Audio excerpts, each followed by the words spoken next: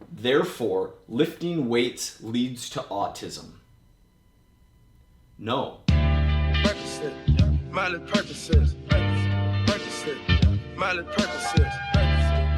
What's up, team? Welcome to the video. Today I'm going to be doing a documentary review of What the Health, which is, I actually don't know what it's about, but a lot of people have been asking me about it, so we're going to talk about it. If you're new to the channel, my name's Mike Vacanti. I'm a strength coach. I live in New York City, and I try to objectively analyze facts when it comes to stuff like this that actually help people be healthier, feel better, live longer. So it's like an hour 45 documentary. This is the first time I'm watching it, and Ben, my video guy, and I will edit it so that you're getting my reactions kind of as I'm watching it. Sit back, relax, enjoy the video.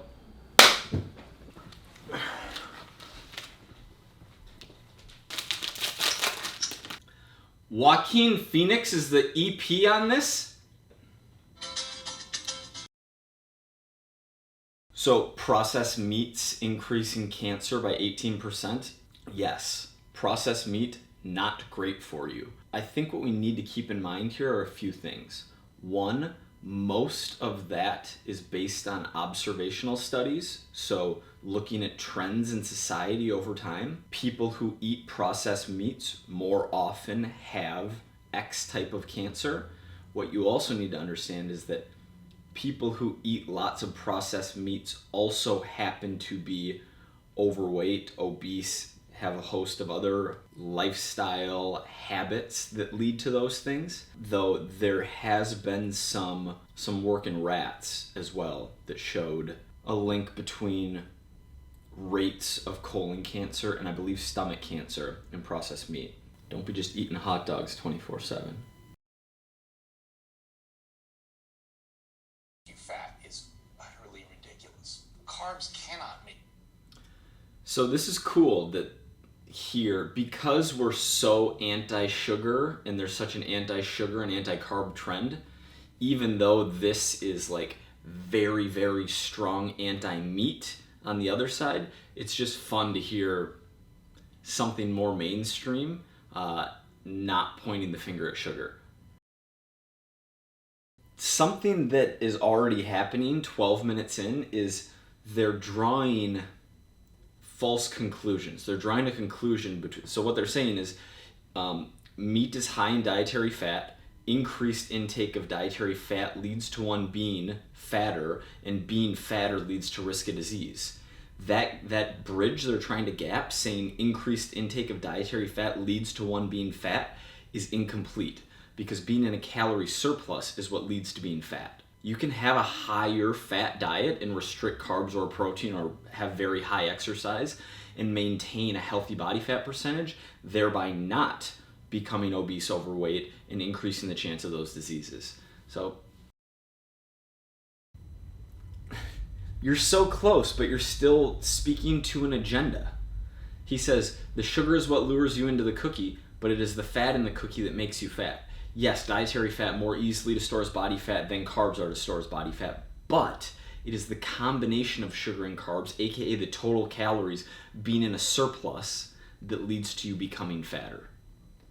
I actually have a feeling this guy seems smart. I have a feeling his talk was edited and chopped up. Most of it is glycogen, or burn it as calories. Most of glycogen, baby. Correlation does not equal causation. In America, in the last 50 years, more people have started lifting weights. In America, in the last 50 years, more people have been diagnosed with autism. Therefore, lifting weights leads to autism. No, that's not true, because correlation does not equal causation. Use your brain. But when I went on the... Not you, not you, but you. Let's rewind that one real quick. Dr. Michael Greger. Dead meat bacteria toxins. One more time. Dead meat bacteria toxins. When we eat these kind of dead meat bacteria toxins, which ones? Which kind of dead meat bacteria toxins, Dr. Michael Greger, are you referring to? It's really quite clear that animal protein plays an enormous role in cardiac disease. It is not clear to me whatsoever. So now they're ripping into chicken. First, there's a difference between, are you eating chicken breast that is skinless, or are you eating skin on thigh, skin on wing? Because the protein to calorie ratio and the total calories and the amount of dietary fat varies among those things. So that's important point number one. Important point number two, they're about to rip chicken for its sodium density and poultry in general for how much sodium it has. We die if we don't eat salt. If you have 0 sodium for long enough, you die. It is an essential mineral for life. Now, if you have high blood pressure, if you already are getting enough sodium, if you eat almost no potassium, yes, you don't need that much sodium. But it's easy to vilify sodium because people don't understand those points. There's nothing wrong with sodium in moderation, depending on the person. I think the intentions of whoever made this are good. I think they're in the right place. There's just too hard, like a black and white, all or nothing vegan propaganda behind it, which I also get. It's really, really hard to sell moderation and strength train and eat in a slight calorie deficit and get enough fruits and vegetables every single day and limit this and get enough sleep and decrease stress, and you can have a little bit of ice cream here and there and you can have a little bit of bacon here and there. It's really hard to sell that, to package that and market that and sell that. And people who make documentaries want to make money. People who make content want to make money. So a simple, laser focused, memorable thesis makes sense from a business point of view. It's just sad. I never really thought about eggs much. I just thought of them as a standard part of the health. Here they are vilifying dietary cholesterol. Dietary cholesterol and blood cholesterol are not linked one-to-one. Young Mike from 2013 told us that a few videos back. Blood cholesterol and dietary cholesterol are actually different. When you eat lots of cholesterol, your body compensates for that and your liver makes less. One egg a day can be as bad as smoking 5 cigarettes per day for life expectancy. The yolk of a hen's egg is pure fat and cholesterol.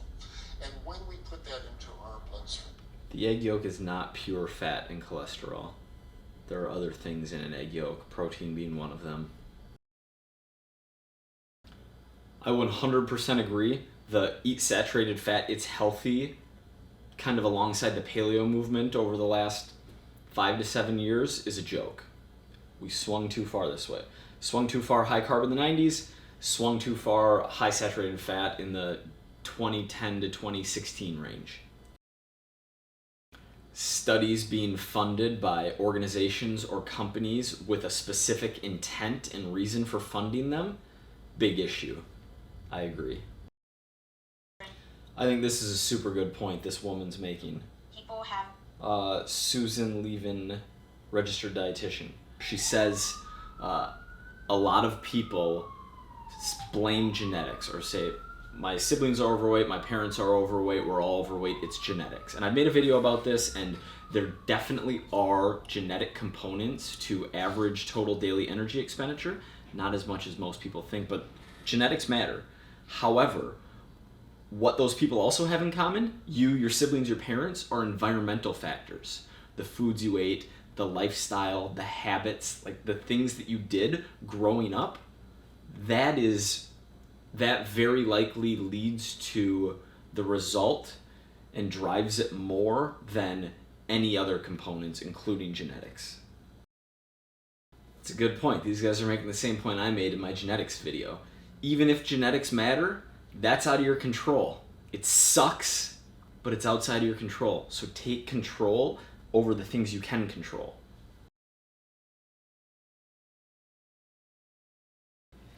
This is too good a question that I just got via text, not to share with you guys. Hey Mike, it's Alex, the reporter from Mike. Last question. Do you use a bowl to eat your pints, or do you eat them straight out of the pint? This dude, whenever he calls these organizations, he's just being a dick. Like, the person he gets on the phone is clearly a customer support, like, first line of defense straight off the website, and he's grilling them with specific, why don't you have a warning on your website about blah, blah, blah, correlated with blah, blah, blah. Of course that person isn't going to know. But when that person whose job it isn't even to be doing those things comes back with a, I didn't know that response, it looks good for the documentary. Couple quick notes on the subject of dairy as I eat this no-lid pint of Ben & Jerry's. One, if you're lactose intolerant, don't consume dairy products. They showed a map of the entire world, and like these countries are 0 to 20% lactose intolerant. The populations of these countries, these are 20 to 40%, 60 to 80, 80 to 100. If you have issue, even if you're not intolerant, but you have sensitivities to dairy or digestive issues, consume less dairy. I personally have cut my milk consumption way down. So the only dairy I eat these days, because I've been doing cashew milk, like the only dairy I eat for the most part is ice cream, because I love ice cream. Because I feel better digestively doing it. Great. That's no reason to demonize it. Two, they cite one study on women who have already had breast cancer and the recurrence of breast cancer based on dairy intake. It's really hard to apply that to the population and say dairy increases risk of cancer in humans because of that. You just got to remember, at 4 calories per gram and high satiation rates, protein almost never leads to becoming overweight or obese. 100% agree the pharmaceutical industry is fucked. I don't know what to do about that, but we are in agreement. Joaquin. Even though you're a real piece of shit for killing your father, Marcus Aurelius. Something I'm really not digging about the vibe of this is the fear-mongering. I just think that's an ineffective and dirty strategy for trying to elicit change and push an agenda. The images, the music, the seven, it would be the equivalent of 7 9/11s happening and that many people being killed. If you live near a farm, the air you're exposed to, you could potentially get what are you gonna do? You're that move away from a farm, not eat any food? Consistency over perfection. Move the big rocks, take care of the things that really matter. I don't know if I believe that or not. This woman she lives near a pig farm, so I don't know what her expertise is other than living near a pig farm, but she claims that when the pigs die, their bodies get ground up and they get fed back to the other pigs. It's really sad and gross if that's true, but again, I don't know. Any pig farmers out there, leave me a comment and let me know if that's real, if you've heard of that, even if you don't do it yourself. We can't prevent type 2 diabetes in everybody, but you can substantially reduce your risk of getting it by maintaining a lean and healthy body fat percentage and by exercising regularly.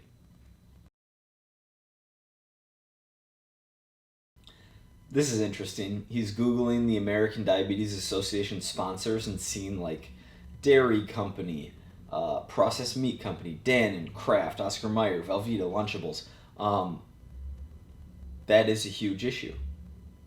Similar to political donations coming from super high net worth individuals / companies, or political party donations coming from those places.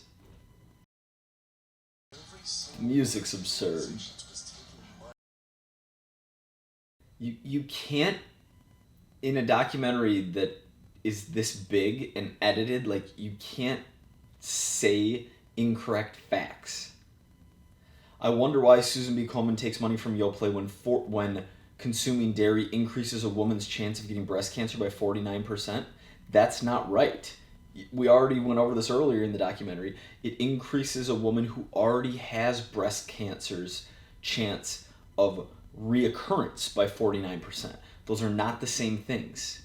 When you have a script, like, you can't just lie in the script to make punchy points at a climax in the documentary with music and with hype to like sway the emotions of people. You still need to abide by the truth. Obviously, like, if you're watching this, you either strength train or you know that you should be strength training. 50 grams of protein, which is the US government daily recommended intake, is not adequate for most people to make the kind of progress they want to make. Like, can you live on it? Yes, absolutely. But to retain muscle in a calorie deficit, to build muscle for most people, you just need more protein than that. Half the amount of fiber they need. But the conversation to... Yeah, I agree. People do not get enough fiber. You're the micros. Eat more fiber. Mike Vacanti and What the Health team up. Eat more fiber. Correct. You've never seen a protein deficiency, but you're ignoring the upside of eating adequate protein. Satiety. Increased thermic effect leading to increased calorie expenditure, leading to not being obese or overweight. This is a good time for me to remind everyone the direct and tight correlation between lower body lean mass, so lifting and getting adequate protein, and mortality rates, the inverse of mortality rates. The more lean tissue one has in their lower body, the longer they live. When you switch from eating mostly processed meats to eating less processed meats and lots of vegetables, your vitamin intake is absolutely going to go up. I completely agree. That is wonderful advice. There's a difference between you're the micros, like get lots of fruits, get lots of vegetables, eat lots of plant-based, and eat some animal products if you want to. There's a difference between that and you will be vegan every minute of your entire life, and if you eat one grilled chicken nugget from Chick-fil-A, you are going to die immediately and go to hell. And you have to be able to see the difference there. It's extremism versus realistic lifestyle. Give me some evidence for that statement. Dr. Garth Davis. Hang on, let me read it for you. That's optimum. Probably I really need 30 to 40 grams a day. Diets are really high in these protein. Diets that are really high in these proteins, animal proteins, Create diabetes. create diabetes, Create heart disease. create heart disease, Create cancer. create cancer. Bruh, you gotta back statements like that up. You can't just say that, plug it into What's the Health, throw a jump cut after it, and like let that exist in life. What the Health and I are in agreement that too much saturated fat via animal product is a bad thing.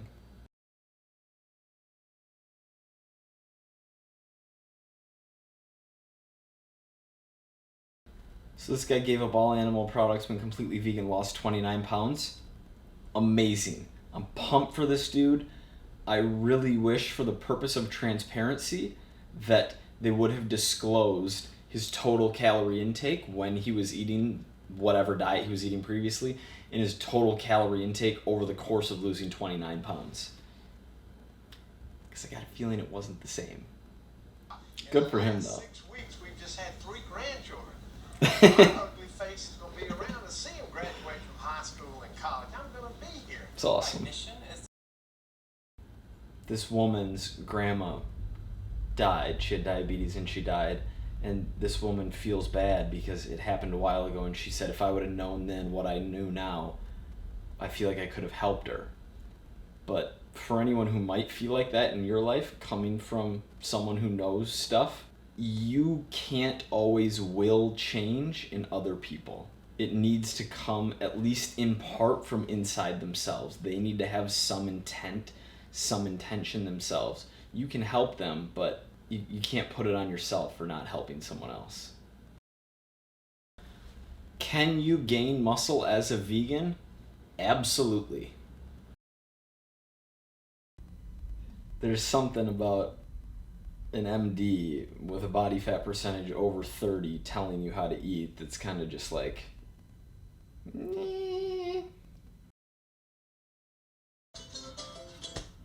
Commander of the Armies of the North, General of the Felix Legions, father to a murdered son, husband to a murdered wife, and I will have my vengeance. In this life or the next, Benedict. In this life or the next. Gods. Do you know what movie I was quoting, Benedict? Yeah, good man. Yeah, I finished it. Let's shoot an outro.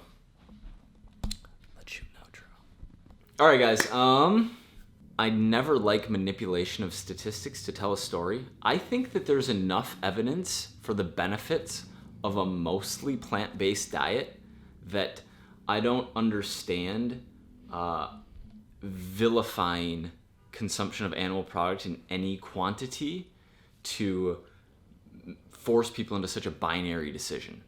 Personally, I spoke before about reducing dairy pretty drastically over the last 12 to 18 months for the purposes of my own digestive health. Since probably 18 months ago, the new literature around colon cancer and processed meat came out.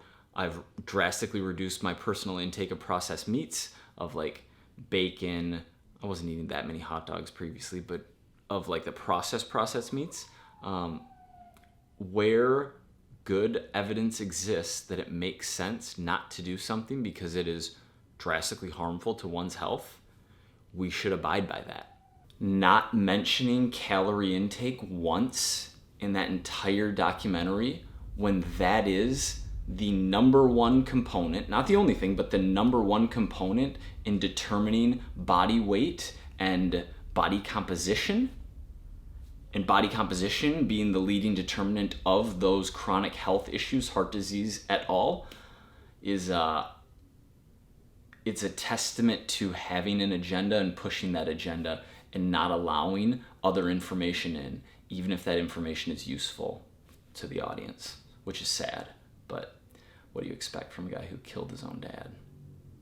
Marcus Aurelius. Thank you very much for watching. Please hit the like button. Sub if you're not subscribed. See you tomorrow. Daily uploads. Miley Percocet, Miley Percocet, Percocet, got a